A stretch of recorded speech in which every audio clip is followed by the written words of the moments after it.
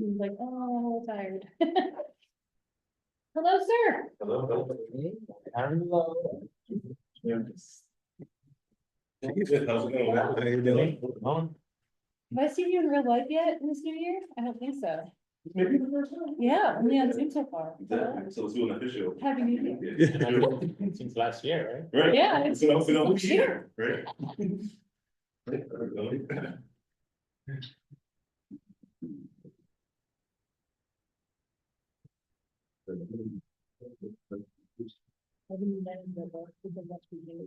That Yeah. first time we're like recently, oh, meeting, but it's like we see each other constantly. It was like, you have a body. I'm like.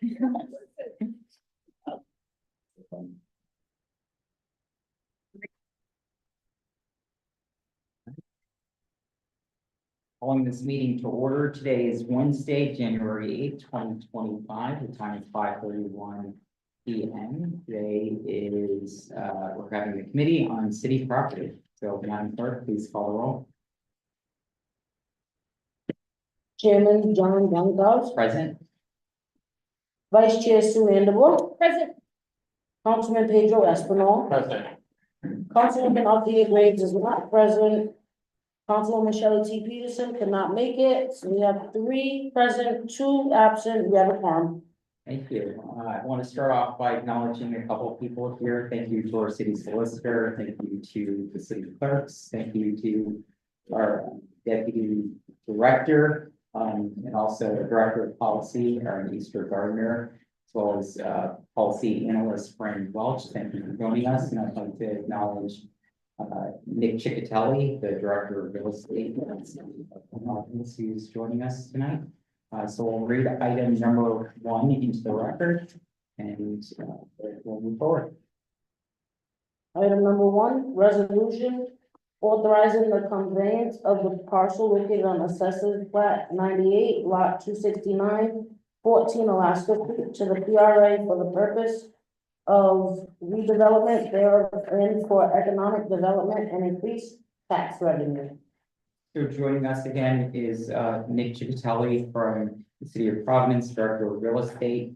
He's going to give us a rundown on some of these items, but I understand that this item, per request of the council person in this ward, is going to be continued to a date certain. But I don't know if you want to start us off with just some background information, and then we'll continue this item and then move on to the next item. Yes, thank you, Chairman, members of the committee. Nick Ciccatelli, Director of Real Estate, for the record.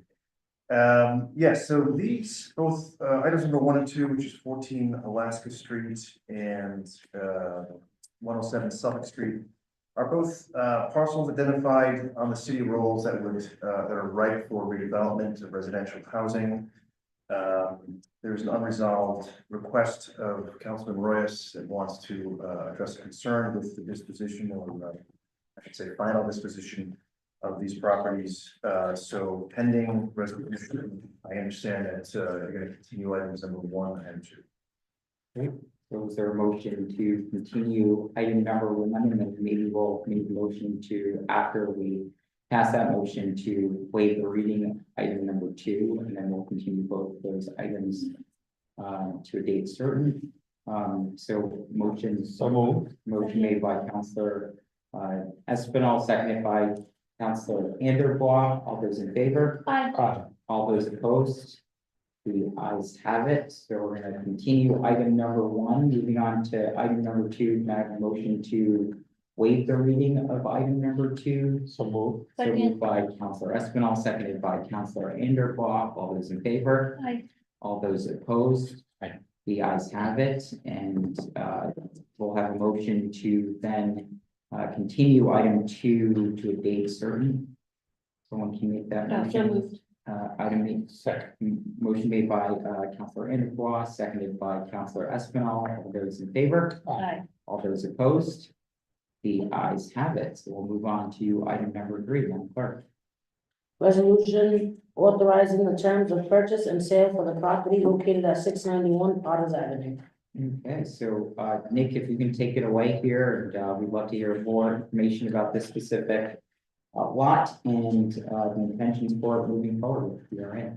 Yes, thank you. This is something of a particular case, 691 Potters Ave was originally transferred to the PRA for the purpose of transferring it, oddly enough, to the Parks Department for use for parks activities.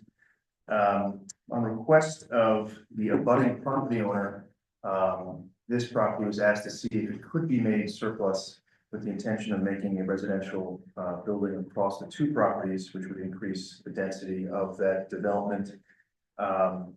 Being it owned by the Board of Parks Commissioners at the time and currently it would need to either be transferred back to the Providence Redevelopment Agency or set to bid through the Board of Contract and Supply. That process did happen. The public process through the Board of Contract Supply where anyone can bid did take place. The abutting property that was the impetus for this action was the sole bidder. It was deemed responsive because according to charter, you cannot sell for less than 90% of an assessed value. The assessed value deemed by the assessor's office was $131,200. And the purchase price for this would be $135,000 plus meeting the criterion. And on advice of the law department, a council confirmation was also requested, and that's the business before you today. So questions from committee members? Yeah. Councilor Anderson? Thank you. Can I ask 3 questions? One is, does this still need to be approved by the Parks Commission since it is currently owned by the Parks? Nope, that resolution is already taken place. Okay, should know that, 'cause I'm on Parks Commission. Sorry. I have not memorized all the names. And the second is, do we know, like, what was Parks gonna use it for? Well, there's wood piles nearby Oh, there. yeah. It was okay, just no problem. next to it, so it's Yeah, kind of, yeah. kind of done all together, but they don't use it, so. It's like where they were gonna do like that, where they're already doing like the wood, manufacturers. Processing. Processing, yeah. Okay, cool. But this doesn't interfere with their intentions or activities over there. Okay, yeah, that's opening in the spring. Okay, that was my last question. Great. Is there any more information on residential development that would be proposed for this lot? Yes, I did bring, this is right out of their BOCS proposal. It's a matter of record already, but I thought this to make it easier.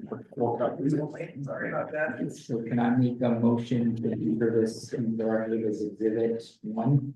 So moved. Moved by Councilor Anderson, seconded by Councilor Espinal. All those in favor? Aye. All those opposed? The ayes have it.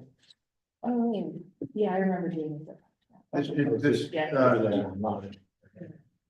The images show a lot already in possession of the abutter, and the lot, which is the corner lot, that's in red, which is the one being the topic property 691. And then allowing this to be a 2-parcel development will get you 16 units, whereas it would be 3 for the well, up to 5, I guess, 75, up to 5 units. So this allows increased density. It's in Councilman Taylor's district. There's no objection from the councilman, and this is housing coming online at a much needed time. And I understand that he also sponsored this resolution for the council. And there's several co-sponsors on this item as well. And then in terms of merging the 2 lots, that's so it's 8,000 square feet. And that would be that would just be done by default, so administratively. It's common ownership, so even if it's not actually merged, they can still construct that building, but it would make sense for them to merge that, and planning has been has reviewed this. There's no issue with improvements.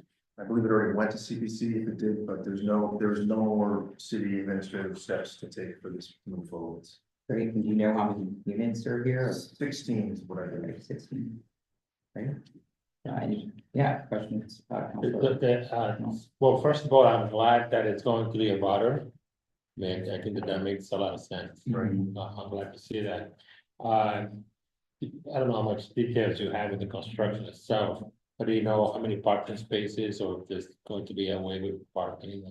I believe it's street parking, but with that zoning, as opposed to being a commercial C2 or C3 zone, there is not as restricted parking. So as I perhaps answered your question, I don't believe they're seeking any relief from parking. They are allowed by right with their. But within, I guess my question is within 8,000 square feet, there'll be enough room for parking. Are you asking about parking impacts on the street parking? Well, not on the street, but around the property, within the property itself. I don't know that there is gonna be parking on site. Yeah, that's what I thought. It's not Because they terribly need big down lots. on- We're more interested in getting units online for housing. All right, So the, yeah, thank you. would be, so it'd be like street parking here. On street parking. Okay, so 16 additional units in the city, much Pretty needed. good. Great, any other questions from committee members? Almost. You want that? I guess I have a question, what's this lot, is there any use for this current lot? I mean, like, are they using, or is it just completely empty? It's empty, it's developable, we are looking through the city to find lots like this and putting them to use. That's an intention of the administration and something I hope that we can work with the council office and this committee and council with on. And I have no idea, I can't speak to what previous administrators were thinking of when they decided that this was best used for wood piles, when there's already an operation next door, but, you know, it's a corner lot, that's what I mean. But I can't see no higher or better use than to turn this into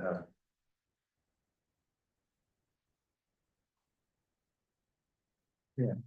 Oh, yeah, I guess, the Vargas family. Yeah, I'm not actually sure they're related to that. okay, yeah, and then as far as the. I Just a guess, joke.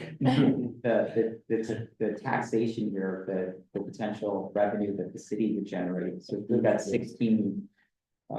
Residential units, are there any? You probably, I don't know if you'd have the answer to this question, but, do you have a sense of what, kind of revenue this would generate for the city? 16 units, you're looking at several $1 million, where there's now currently only 135,000, we'll say, if you go with sales price, value of the lot. So a couple $1 million to several $1 million to build this construction would be tax revenue that's not currently on the books. Okay. Wearing my alternate hat as one of the administrators of the Housing Trust Fund, there's no application in front of the PRA's Housing Trust, or City's Housing Trust for that. So this is a market rate, private funded construction. It's going to bring market rate units online, which is okay, but also it's going to be tax revenue and not subsidized. Yeah, absolutely, great, thank you. All right, motion to approve by Councilor Espinal, seconded by Councilor Anderbrough. All those in favor? Aye. All those opposed? You guys have it. Item number 4. Thank you. Item number 4, resolution of the city council authorizing the city of Providence to enter into a lease agreement with Southside Community Land Trust of 404 Broad Street for an initial period not to exceed 10 years for 6 city-owned lots located at 774, 786, 790, 792, 794, and 802 Manton Ave. Great, so I believe we have someone on the line here with us, but, Yep, he's muted right now, Andrew Click. great, so, I don't know if we want to have, our policy staff, start with maybe an opening to this, director, and then we can maybe pass it on to, I think Andrew is on the line. Thank you for joining us, Andrew. Can you hear us okay? Great. Yes, everyone, Aaron used to go in, Deputy Chief of Staff, Director of Policy with the council. The comments that I would have on this resolution would be that obviously we have a great relationship with the Southside Community Land Trust. There's plenty of city lots that we have long-term leases, that we've entered into long-term leases with them. As of right now, these 6 lots, the lease expire, and Councilor Sanchez, approached the council office and asked us to move this forward so that we can extend it for an additional 10 years. And this is the result of that. And as I understand it, there will be a few more upcoming over the next couple of weeks, as some other leases are expiring. But they do make, as I understand, they make really great use of these gardens. They are growing food and selling at very, very low prices. They're also leasing out space to anybody in the community that would like to, grow food there. So with that said, with any other background, I know Andrew could give that, but this is something that Councilor Sanchez is very supportive of. I work directly with the law department forming the contract. I actually work directly with Nick here. So we all feel good about it. Thank you. Great, thank you so much, Director. And for the record, Andrew, if you wouldn't mind unmuting yourself and if you can state your name, your address for the record and clerk, we can swear him in. Great. Sure. So my name's Andrew Cook. I work at the Southside Community Land Trust. Home address or the business address? Andrew, can you hold on Can for can you one hold on second? 1 second? They need to ask you a question. Can you raise your right hand for me?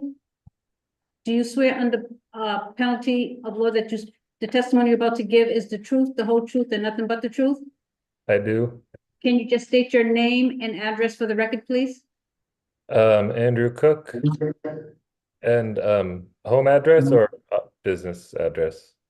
Your business address is fine. 404 Broad Street. Thank you so much for joining us, Andrew. Take it away. Yeah, I appreciate the support. As was said, Man Bend Community Garden is a thriving community garden. There's currently about 10 households using it. And on our wait list, let me pull that up. We have a lot of people in the neighborhood waiting for a plot there. Currently about 20 people waiting or households waiting.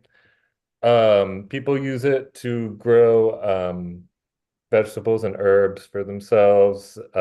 Some people do sell a little bit of their produce, as it is not an extremely wealthy area. We don't mind people trying to make a little extra household income off of their produce. We support people to grow organically, so we try to provide technical assistance and advice. We get compost delivered to the site every year.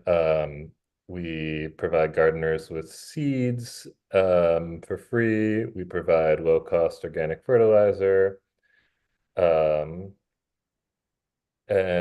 recently, Councilperson Sanchez visited and was able to help us secure a bunch of money to kind of give the garden a makeover. So hopefully this winter, if we can get done before May, we will be redoing the beds there just because the wood is at this point over a decade old and it's starting to rot. So we'll be able to redo the garden with new beds, add a small tool shed, and redo the layout to be a little more space efficient. So we should be able to squeeze some extra plots in. Is there anything else that I should say about the garden or any other questions? Thank you for that. Questions from committee members? No, it's a great project. And quickly for the record, I'm not on their board anymore. I feel like I should say that. I've introduced myself before. Yeah. I'm no longer on the Southside board. Well, I can say that, well, I'm not on board, but they do great work, and they did land trust. It's wonderful to have a great neighbor. And there's a 1, 2, 3, 4, 5, 6 lots that they actually need for that project, and the councilman supports it, so I have no objection to it. Great, so I guess that was quick and easy. I'm curious, just, as you think about the expansion of people who want to utilize some of the extra lots, what would this enable you to do? So you mentioned there are a couple other people that would be able to have Just the way it was laid out originally, whatever, different garden builders have different philosophies. I think it's not objectively not quite the most space efficient. So with this, we would be able to expand everyone's existing plot a little bit and add probably 2 or 3 more. The old plots were 60 square feet, but many people have multiple, and with this expansion, the new plots will be closer to 80 square feet. Realistically, though, like 2 plots are somewhere in the realm of 100 to 200 square feet is kind of like the minimum I found for a family that's kind of serious about gardening.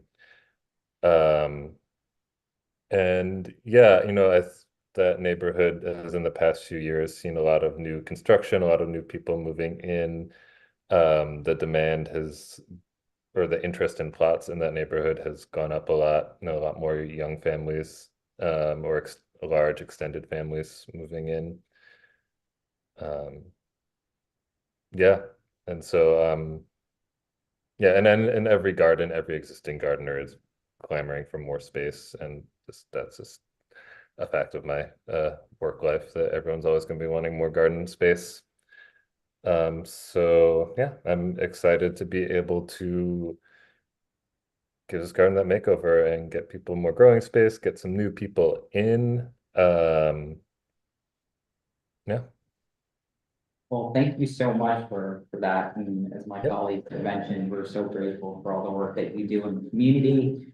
And we're wishing you lots and lots of produce when the season comes. So Yep. thank you again for all that you do. And that being said, is there a motion Motion to to approve? Motion to approve by Councilor Anderboss, seconded by Councilor Espinal. All those in favor? Aye. All those opposed? The ayes have it. All right, well, thank you so much, Andrew. Thank you for joining us. Thank you all, much appreciated. Congratulations. Yep. And with that being said, considering there's no further business on this docket, is there a motion to adjourn? Motion to adjourn. Motion to adjourn by Councilor Anderbaugh, seconded by Councilor Espinal. All those in favor? Aye. All those opposed? The ayes have it. Efficiency. Hey, 22 minutes.